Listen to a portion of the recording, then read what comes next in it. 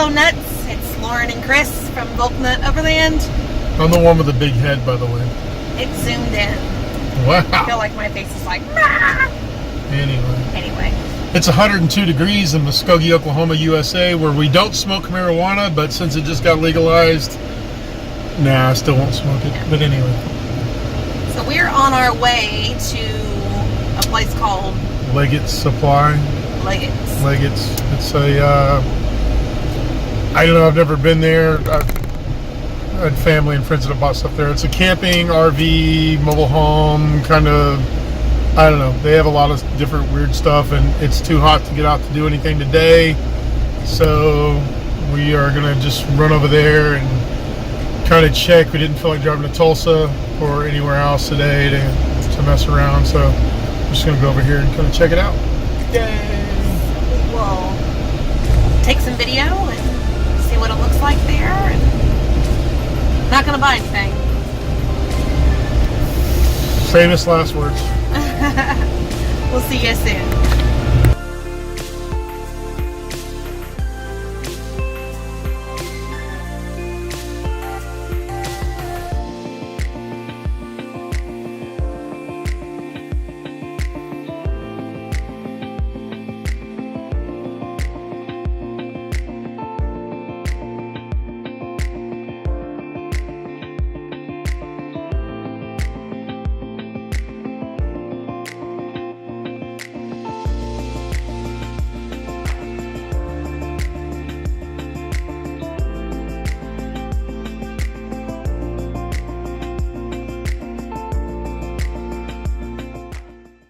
Hello fellow Valknuts, how are you doing today? First I would like to discuss a very important fact that you should always use in your overlanding vehicle, and that is your hooter. No ladies, not your hooters, the hooter, your horn. Yes, you Americans call it a horn. We in the rest of the world, which we are not wrong, you guys are, would call it hooters. That's right, in Africa, going around the sides of the mountains. These trucks coming the other way, they'll use the middle of the road and they'll knock you off. So when you're going around the mountain, you must use your hooter. Unless you have a Jeep JK and it sounds like a, well, like a not so big hooter. But that's when you add an aftermarket train horn or a big semi horn or something like that. See, I'm using your vernacular, horns, so you can understand it. Now, how much does that sound a lot of fun? Laying on the horn, pushing the horn? No, but what does it sound like when you say, I'm laying on the hooter, or I'm squeezing the hooter, or I'm pushing the hooter? That sounds amazingly fun, doesn't it? That's right. As a matter of fact, now that I've used my hooter so much today, I'm kind of craving chicken wings. So I think, in a bit, I may go to Hooters and honk my hooter at some Hooters while I eat Hooters hot wings.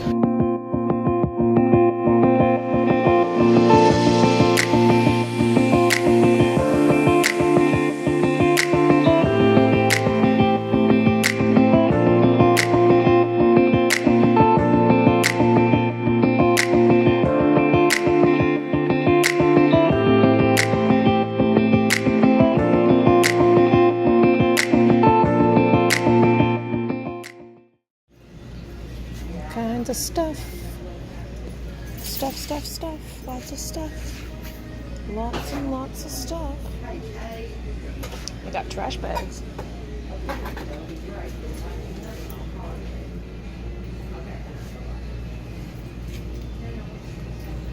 Four-in-one mini pocket screwdriver. Hell, look at that.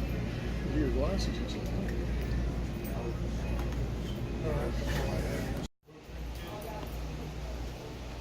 Plug it in.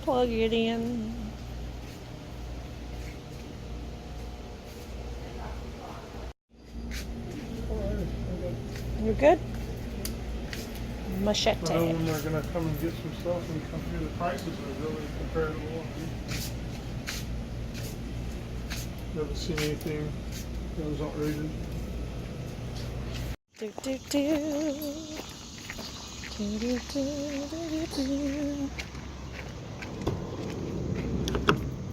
Open the door.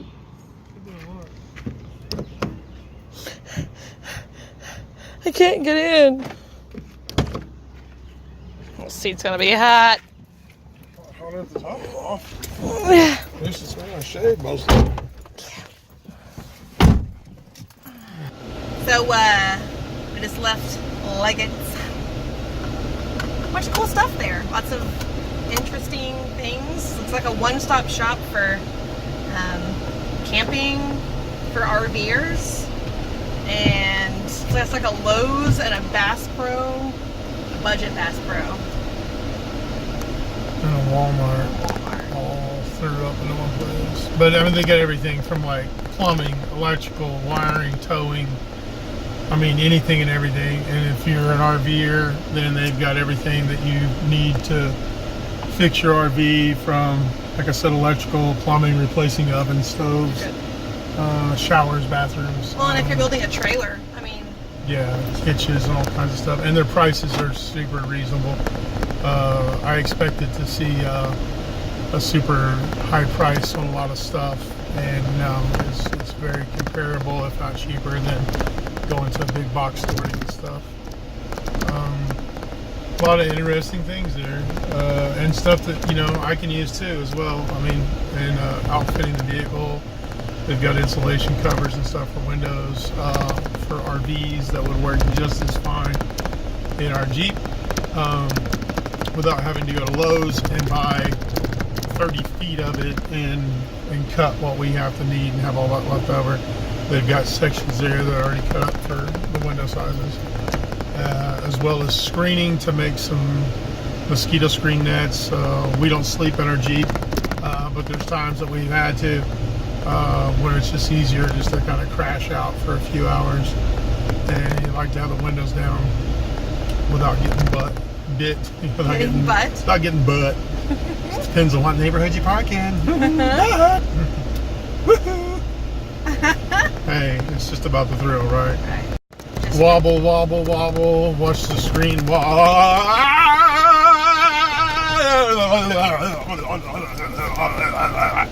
That's just Muskogee roads. That guy's making sure that you're not having a seizure.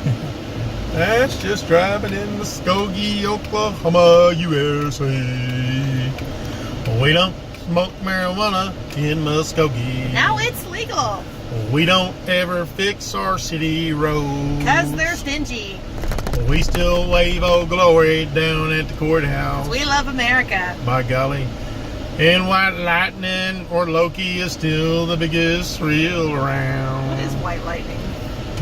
Moonshine. Oh. Oh, yeah. Little Puritan girl. I'm a Puritan. You're native. We kept the fire water away from you as a child. Love the fire water. Fire water. Ooh, fire water. Plus money on all these signs around town about this district and that district and the little artsy-fartsy districts that they're trying to build in downtown, which is great. They're trying to revitalize downtown. A lot of small towns in Oklahoma are doing that. There's a lot of historic buildings. There's a lot of historic things in this state, in these little towns, that mean a lot to people. And it's great to revitalize. It's great to shop local. That's why we went to where we went. It's a local business. We can support them. They can help the city thrive, and that's great. And that's what I want everybody to do in your community, where you live at, no matter where it is. Shop local first. If you can't get it local, then hit that Amazon button, or go to a mall or wherever you gotta go to get stuff. Go do that, but try local first. But they're trying to revitalize this stuff. You know, they do this little guitar thing where you can spend a couple of grand to get this artist painted guitar put in your front yard of your business or your house. They've done a lot of stuff, but you know what they've never done in this town in the dang years that I've lived here is fix the roads. I have yet to see them. I mean, all the outskirting roads, like by the hotels and going, you know, partway through town where the semis go and stuff, it's pretty smooth. It's pretty new. But if you're living in Muskogee or have to travel downtown or anywhere in and around residential sections, doesn't matter. The roads suck. They really do. I love it when we travel, when we hit Texas and we go, whoo, smooth roads. It's sad we hit Arkansas, we go, smooth roads. We hit Missouri, we go, smooth roads. Plays hell on the suspension on the Jeep. On anything. I mean, you wonder why stuff rattles and hums, and you spend, a couple hours every other week on maintenance, tightening things up and doing things. And people want to go, hey, do you want to go off-roading? And I'm like, hey, do you want to come over and we'll just drive around Muskogee? We can get some wheeling in and some four-wheel driving in, and we will, some parts of this town I got to put her in four-wheel low and try to crawl up a street. That's kind of sad, but it's the truth. So I don't know where I was going before that. Oh yeah, the money they spent. All these signs, and yet the roads bite. Okay, look at my head. I'm like, you're at home suffering from whatever the hell. That's just, it's not me, it's the roads. It's not mine.